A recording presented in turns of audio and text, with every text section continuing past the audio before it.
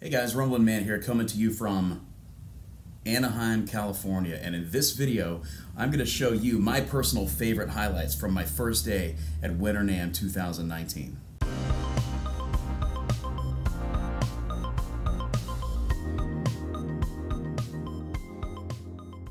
Guys, please excuse the sound of the hotel air conditioner behind me. It just gets a little warm here in California, but also apparently gets cold as well. So if you've been to the NAMM show, or even if you've seen pictures and videos, you know that NAMM is crazy and that it's huge. And today was day one. I'm here this week for a couple days. Very blessed to be here for a couple days. Wish it was more, wish I was here the whole time, but I gotta head back and get ready for some live appearances in Florida. That said, you just can't see everything you want to see in one day. It's sort of impossible. So this video contains the highlights of the stuff I saw today that were some of the things on the list of things that I wanted to go in and check out, and there's more to come tomorrow.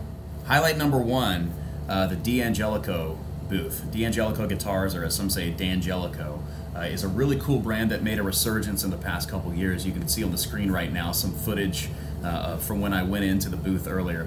I've had a fascination for these guitars. For one thing, they've been around a while, but I had never even really known too much about them until I just started seeing Facebook videos and Facebook ads pop up, as well as YouTube things and Instagram posts, things of that nature. Though I'm not a great jazz guitar player at this moment in time, I'm a big enjoyer of jazz guitar.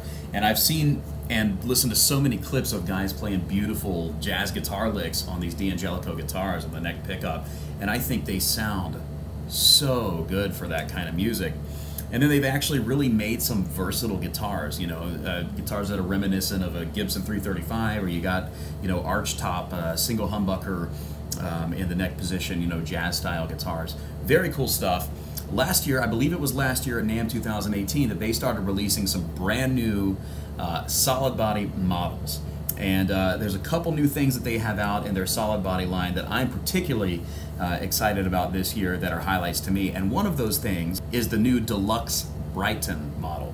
Last year they came out with, I believe, 3 different solid body models, and Brighton is the latest model. I'm looking at a picture of it right now. They got this really cool blue color, which you can see the one I saw at the NAMM show right now on the screen. It's pretty cool because it's kind of a double cutaway for people who like to really get high up on the frets. Those 2 humbuckers are actually Seymour Duncan 59 pickups, and if you've heard them, you know they sound absolutely fantastic. They're some of the best humbucking sound I've heard. Very cool model. You know, I really am a fan of double cutaway electric guitars. You know, Yamaha makes the Revstar very cool, and obviously there's a Gibson SG, which we'll talk about in a little bit. But if you really like to play on those high up frets, and you like access to the full neck of the guitar, this is a D'Angelico model that I think is going to be real versatile in sound and in playability. I really think you could get away with playing pretty much any style on one of these. Another new solid body guitar from D'Angelico this year is, they came out with the Bedford model last year, but now we have a new Bedford model in place, which is the Bob Weir Bedford model. As you can see, it's kind of a Strat style guitar. It's got 3 pickups, Strat style tremolo, from what I can tell, and bridge. It's got a switcher on it, which looks to be a 5-way switcher. 2 of those pickups in the bridge and neck positions, it looks like we've basically got a P90 style pickup and then a Strat style pickup in the middle position. But the cool thing is, you're going to be able to change it out just like a Strat. It's going to sound sort of Strat-ish, but at the same time you're going to get that kind of extra bell-like punch that those P90s can give you. This will be a great solid body guitar for praise and worship music, because I mean, honestly, with a Stratocaster, you can get some of the most beautiful, clean electric guitar sounds that exist. And then with P90s on top of that, probably arguably the best pickup for worship music. So some of you worship guitar players out there who like to play with a little edge and like to be versatile, like to have some beautiful clean tones, this new Deluxe Bob Weir Bedford is going to be a really cool model that you might want to check out from D'Angelico. D'Angelico also makes some pretty cool acoustics, and I've seen a couple in music stores and stuff. It's really neat because they actually make some acoustics that are pretty affordable, but also pretty good quality, as well as ukuleles. So any kind of acoustic instrument player, they have something to offer to the jazz musician, the rock musician, the blues musician, the acoustic musician. There's just a little something there for everybody. Really cool company, really great guitars, and hopefully we'll have some reviews of their instruments coming soon here on the Rumblin Man channel. Highlight number 2 for me today was the Gibson exhibit So many cool new guitars coming out in 2019, and so many cool reissue vintage inspired guitars coming out for 2019. I was pretty amazed to check out the fact that Gibson is releasing a lot of guitars that are reissues of older models, very similar, very close to the old thing. And honestly, when you put these guitars in your hands, they feel like old vintage instruments. I don't know how they did it, but they did a wonderful job. My favorite one that I saw was a 1964 SG Standard reissue, which had the Maestro Vibrola on it. And I gotta tell you what, SG plus tremolo equals wonderful. Here's a little clip of me holding it. Where you at? Is everybody here? I could see myself playing some serious worship songs in this thing. I mean, it's not a very worshipful body shape, but still. Get some Hillsong going with that vibrato.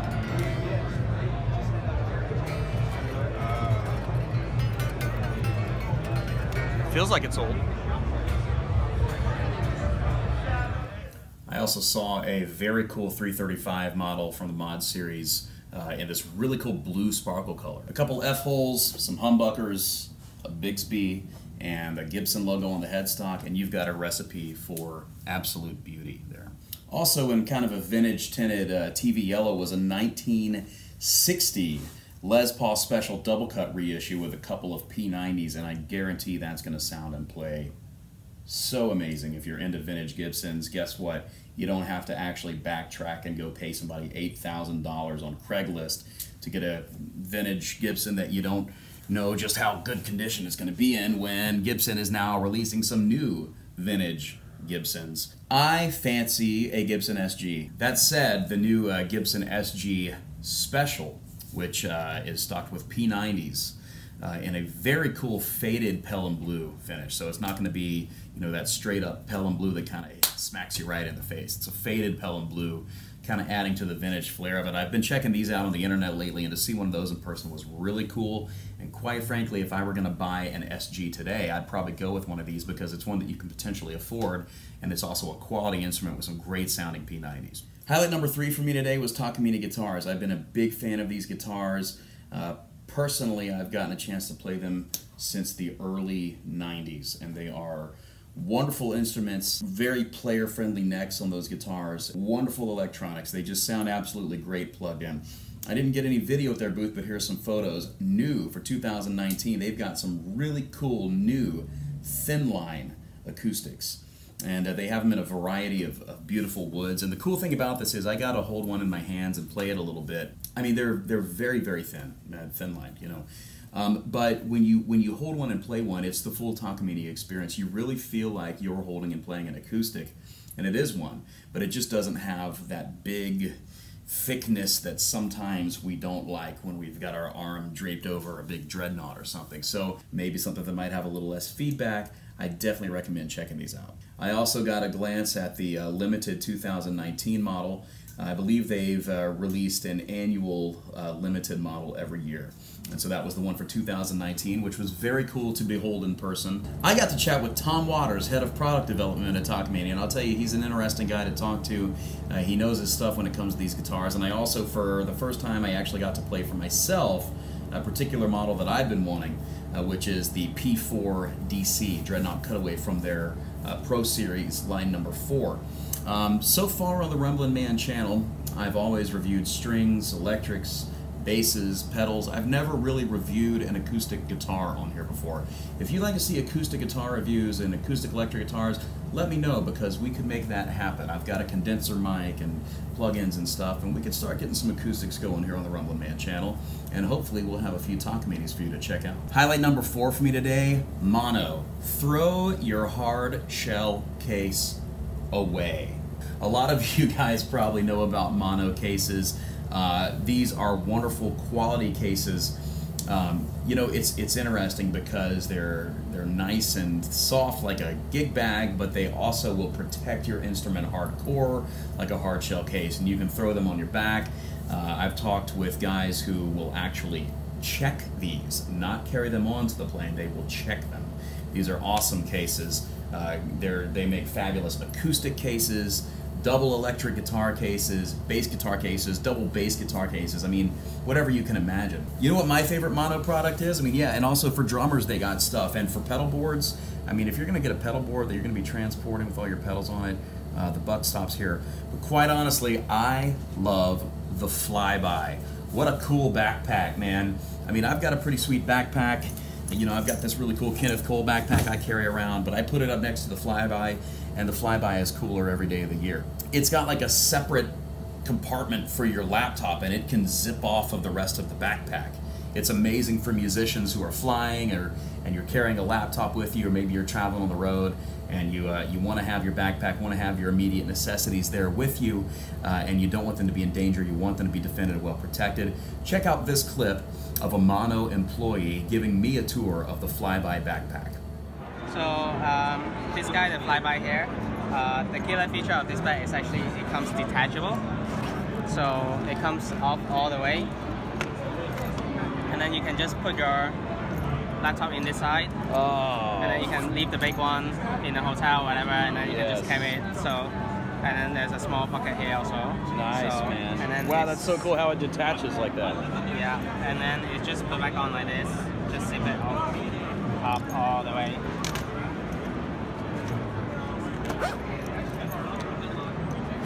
Just like that. And then there we go. So very cool, man. It has a lot of compartments inside as well.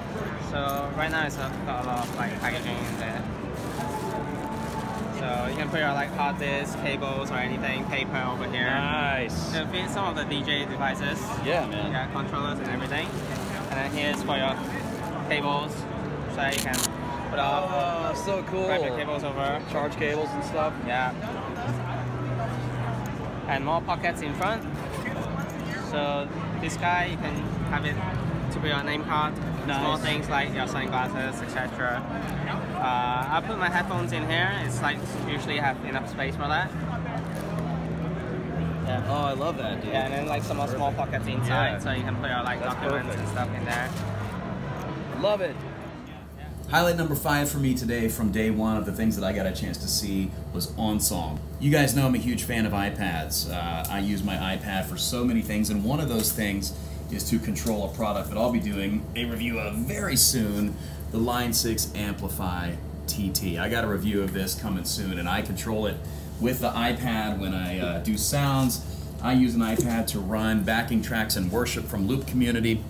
And also, I use an iPad for charts when I'm learning new music. And Onsong is really the foundation for having charts right in front of you. It's so cool because there's other things, there's other ways out there, other apps, you know, some that might be a little cheaper than Onsong, but you can't quite do what Onsong does. Maybe you can put your charts in there, you can scan your PDF, but the thing is, can you transpose on the spot? Can you change it into night mode? Can you edit your arrangement right there on the spot and then send that to the rest of your band and the worship team? Can you compile all the chart PDFs into one single email and just with a click of a couple buttons send it to your band?